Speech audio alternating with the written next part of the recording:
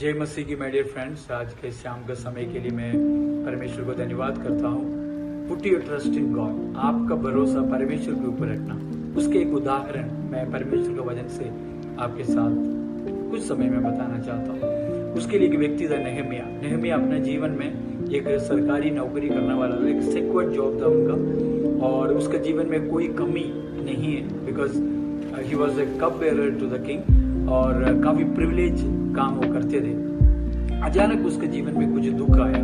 वो दुख ऐसा था कि जो लोग उसका अपना कौम थे, अपने लोग थे, वो लोग कष्ट में थे। उनके जीवन को देखकर वो अपने आप को बहुत व्याकुल हुआ। उसने पहले, मैंने जैसे आपको कहा कि वो एक साधारण व्यक्ति नहीं था, क्योंकि वो किंग के साथ रहने वाला 24/7 राजा के साथ, राजा का हर जरूरत के लिए खड़ा होने वाला एक व्यक्ति था। मगर उसके जीवन में जब अपने लोगों का अवस्था को सुनकर, जब उसके जीवन में ऐसे एक आवाज सुना कि वो लोग कष्ट में और क्लेश में है, उसने पहले काम क्या किया है कि उसने अपने राजा के पास पहले नहीं गया, अपने परमेश्वर के ऊपर अपना भरोसा रखा। परमेश्वर के ऊपर भरोसा रखकर उसने कुछ दिन रोते रहा। उसके बाद उसने कुछ दिन परमेश्वर से प्रार्थना किया। उसके बाद उसने उपवास किया और परमेश्वर से ये कहा कि परमेश्वर हमारे हर गुनाहों को माफ करना, हमारे लोगों को बचाना। और उसके बाद उसने राजा के पास कुछ दिनों के बाद जब गया था, उसका शक्ल देखकर, उसका फेस को देखकर राजा ने बोला कि तू काफी उदास लग रहा है, क्या हुआ? तू पहले वाला नेहमिया नहीं है, तेरे जीवन में काफी बदलावट आया, तुम काफी दुखी लगता है, क्या हुआ करके पूछा। तो उसने अपनी बात को राजा के सामने रखा और राजा ने जब उसकी बात को सुना, राजा ने उसको बोला, अनुमति दिया कि तुम्हें जो भी काम करना है, तुझे अपने लोगों से मिलना है, उसके लिए काम करना है, उधर जाने के लिए तुम्हें कोई छुट्टी चाहिए तो वो लेटर लिखकर उसको कुछ दिनों के लिए छुट्टी में अपना काम के लिए भेजा करके परमेश्वर को वचन में देख सकते हैं। मैं वो पूरा कहानी आपको, ये तो पूरा इंसिडेंट के बारे में बताने के लिए हमारे पास समय नहीं है। मेरा इतना आपसे कहना है, यदि आपका जीवन में कोई विषय है, किसी मनुष्य के ऊपर आश्रय करने से पहले परमेश्वर के ऊपर अपना भरोसा रखना। मनुष्य के ऊपर आश्रय करना, it is something you cannot depend on anybody.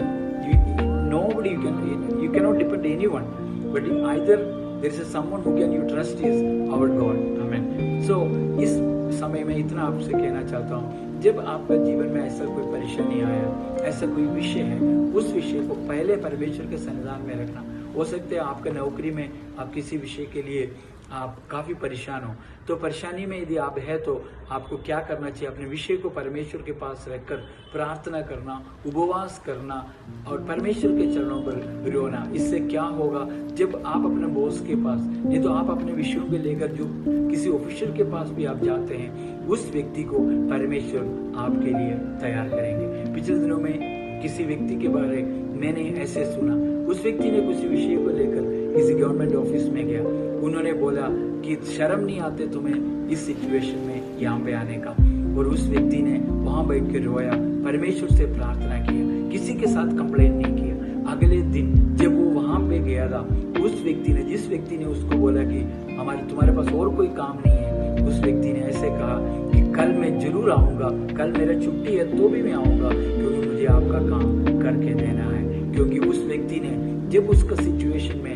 अपने किसी व्यक्ति के ऊपर भरोसा नहीं किया, परमेश्वर के ऊपर भरोसा किया, परमेश्वर के सामने खड़खड़ाया, परमेश्वर के सामने रोया, परमेश्वर के सामने उपवास रखा, परमेश्वर के सामने प्रार्थना किया, ये करने के कारण उसका जीवन में उसका उत्तर मिला है। नेहमिया ने भी ऐसे किया कि जब अपने लोगों का कष्ट, दुख को देखकर उसने प्रार्थना की, रोया, परमेश्वर के चरणों पर उपवास रखा। जब उसके बाद जब राजा के सामने वो खड़ा हुआ, तो राजा अपने आप को उसने नेहमिया का विषय के ऊपर कार्य कर भेजा करके हम देख सकते हैं। आज शाम के वक्त मेरे आवाज को कोई व्यक्ति सुनते हैं, यदि आप कई विषयों के लिए क्लेश में हैं, आप किसी मनुष्य के ऊपर अपना भरोसा मत रखिए, आप परमेश्वर के ऊपर भरोसा रखिए, आप परमेश्वर से बात करें। वो परमेश्वर से इतना आप कहें, परमेश्वर मुझसे आप बात करें। आपको कोई खर्चने की जरूरत नहीं, आपको कोई पुण्य स्थान जगह में जाने की जरूरत नहीं, आपको सिर्फ इतना करना है, अपने आप को समर्पण कर यदि आपने विषय को परमेश्वर के ऊपर रखेंगे तो परमेश्वर आपके लिए कार्य करेंगे। Thank you, God bless you, जय मसीह।